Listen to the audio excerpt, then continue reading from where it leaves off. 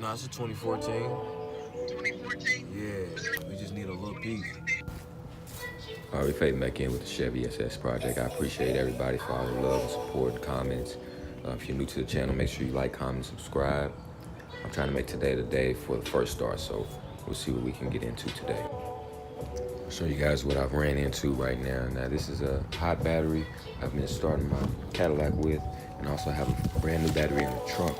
But for some reason, I'm not getting it to crank, so check it out.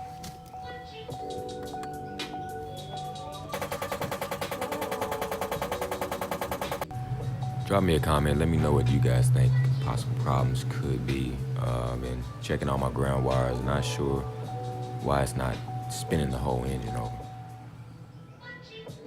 Here's what the book is saying. Could be possible problems. Battery terminal connections are loose. Battery discharge are faulty.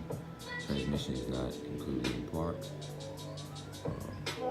Broken loose wiring at the starter.